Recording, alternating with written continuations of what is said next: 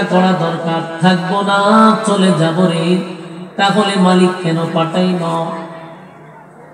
গাড়ি বাড়ি টাকা পয়সা অট্টালিকা সুন্দর নারী সহ ফুর্তি আমোদ যা করার তো করলাম, বিলাসবহুল চলাফেরা করলাম, বলুন সব কিছু নিয়ে আবার কবরে যাব? কথা না দিই আমার ইনকাম আমার ছেলে বুঝ করলো, ছেলে যদি দিনদার না হয় তাহলে জুয়া খেলবে, ইয়াবা খাইব, বোতল খাইব, আর জীবন আপনি জমায়া গেছেন আর ছেলে বোতল খাইয়া উড়ায় আর কবরে আপনার ইচ্ছা মতে সাইজ করব, এর থেকে বোকা কি আর আছে? একটা নেককার সন্তান জন্ম দেওয়া দরকার, সন্তানটাকে নেককার বানায় যেতে হবে, না হয় সন্তান যদি বোতল খায় তাহলে আমার কাম শেষ, সন্তান যদি ট্যাবলেট খায় আপনার কাম শেষ। আর এখন তো যেই পরিমাণ ট্যাবলেটের সংখ্যা বাড়ছে, বোতলের সংখ্যা বাড়ছে, খুব ভয়াবহ পরিস্থিতি।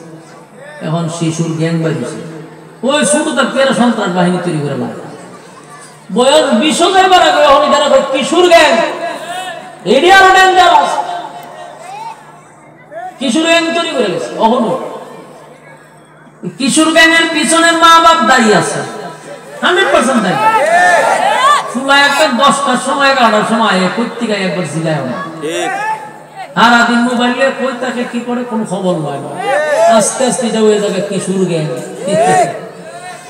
এরপরে গড়ের যা আছে সব শেষ, এরপরে সম্পদ জাত হয়ে গেছে, না ট্যাবলেট খাইয়ে শেষ করে দিয়েছে, অস্তিত্ব থাকতো না। এখনকার যুবকরা এই যে ফুলাবান 18-20 এই লেভেলের যেটি আছে, এটিতে আমার খুব বেশি ভয় লাগে। আদব আখলাক বলতে নাই, এত বেয়াদব। আগে আমরা ছোটবেলায় দাড়ি যদি কারো দেখছি এর আমরা ডরাইতাম, ভয় লাগতো সামনে যাইতে। আমার ফুলা বানায় আছে সেলফি তুলে, ফুলার দাড়ি করি না ছোট ফুলা কারণ সেলফি তুলে, হ্যাঁ আইনজা ধরে আমরা সেলফি তুলে মোয়া বাপ হয়ে গেছে। কি কোন জামানা আমরা না, আদব তো নাই, উল্টা হ্যাঁ সন্ত্রাসী খায় দেয় না, ঠান্ডা ধরে লড়তে পারতাম না, বয়ে আমি কাঁপতে দিই, লয় তুইলালা তুইলালা, আমি বিপদ আছে। শিশুর গ্যাং, এরা একটা গ্যাং ফাটে আছে, নাহলে আবার উদাও করে লেগে, এমন একটা পরিস্থিতিতে আমরা এখন আছি। এই জন্য এটার জন্য দায়ী হলো মা বাবা। ছেলেরা উচ্চ শিক্ষিত দিছে স্কুলে, পুলায় ব্যাগ লইয়া জায়গা বাগানো, জায়গা ব্রিজের নিচে, হুমায়ুতি খবর টবর লয় না, কদিন পরে শেষ, ফুতের লেখাপড়া শেষ, ফুতে কিশোর গ্যাংয়ের সাথে জড়িত। এই জন্য সন্তানগুলিকে দিনে, আপনারা ব্রাহ্মণবাড়ি আসেন যে মাদ্রাসার অভাব নাই, দিনই শিক্ষায় শিক্ষিত পড়ুন, তাহলে এই সমস্ত বিপদ আপদ থেকে আল্লাহ হেফাজত করবে।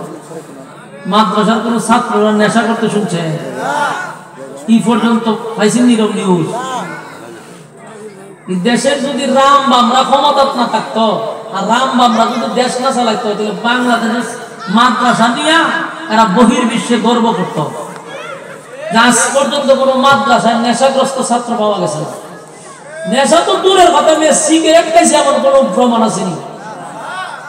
আমরা সারা বিশ্ব এই মাদ্রাসা নিয়ে গর্ব করার দরকার ছিল, কিন্তু যে রাম বামরা চালা বাংলা জিনিস এরা চোখে পড়ে। এরা যখন কলেজ ভার্সিটির ফুলা মানে হক স্ট্যান্ডটা বাইরা, এরপরে এরা সন্ত্রাস করে, কত বুঝি নাই। এরা ছাত্র, এরা হক স্ট্যান্ড দিয়া বাইরা, দাঁত মাত ফালা এদের তাপড়াইয়া। আজকে দেখছি একজন টিচারে ফিডেছে, এরপরে এরা সন্ত্রাস করে, জঙ্গি হয় না। মাদ্রাসার ছাত্ররা দেখলে 14 বার সালাম দেয়, ভদ্রতা দেখায়, এরা জঙ্গি হয়। যত নরম তত সমস্যা। আপনারা একটা সিদ্ধান্ত নিবেন, ব্রাহ্মণবাড়ির মানুষ তো আপনারা, এটা আপনারা দ্বারা সম্ভব।